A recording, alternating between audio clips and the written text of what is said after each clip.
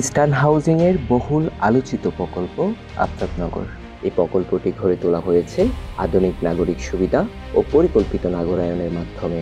প্রকল্পের একটি নির্দিষ্ট অস্থায়ী বাজার থাকলেও বিভিন্ন ব্লকে রাস্তা দখল করে ক্রমানুযায়ী বৃদ্ধি পাচ্ছে অবৈধ দোকানপাটের সংখ্যা, যার ফলে চলাচলে ভোগান্তির শিকার হচ্ছেন বাসিন্দারা। বৃহস্পতিবার সকাল 10টা থেকে ইস্টার্ন হাউজিং, আফতাবনগর সোসাইটি এবং প্রশাসনের সম্মিলিত প্রয়াসে চালানো হয় হকার উচ্ছেদ অভিযান।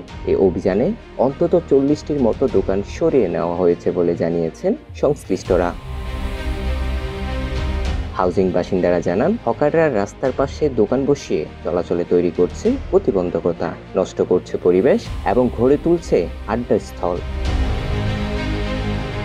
উচ্ছেদ হওয়া ব্যবসায়ীরা অভিযোগ করছেন, বাজারে কোনো নির্দিষ্ট জায়গা না থাকায় তারা বাধ্য হয়ে রাস্তায় ব্যবসা করছেন। একই সাথে হাউজিং এর একটি অংশ পক্ষপাতমূলক আচরণ করছে। যারা এই যে বাজার আছে, এই হলো অস্থায়ী বাজার, যারা ফুটপাতে ব্যবসা করে, তা হাউজিং তো অনেক দিন ধরেই আপনার নিষেধ করতে আছে যে মেন রোডে দোকান বসতে পারবে না, রোডের মাঝখানে দোকান বসতে পারবে না। তারপর আমরা বসি। আগে দোকান কম ছিল, এখন দোকান বেশি হয়ে গেছে। অন্যদিকে হাউজিং কর্তৃপক্ষ জানিয়েছেন, কোনোভাবেই পক্ষপাতমূলক আচরণ করা হয়নি, বরং আবাসিক পরিবেশ রক্ষার স্বার্থেই এই অভিযান চালানো হয়েছে এবং তা অব্যাহত থাকবে।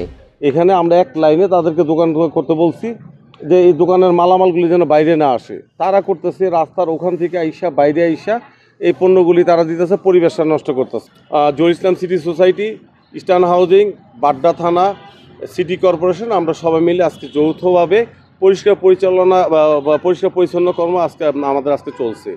এদিকে ক্ষতিগ্রস্ত ব্যবসায়ীরা হাউজিং এলাকার নির্দিষ্ট একটি জায়গা বরাদ্দ দিয়ে ব্যবসার সুযোগ দেওয়ার দাবি জানিয়েছেন। অভিযান শেষ হলেও স্থানীয় মহলে প্রশ্ন রয়ে গেছে, বাসিন্দাদের ভোগান্তি কমাতে নেওয়া এই উদ্যোগ আজও কি কার্যকর হবে, নাকি বিকল্প বাজার না থাকায় আবারও একই চিত্র ফিরে আসবে।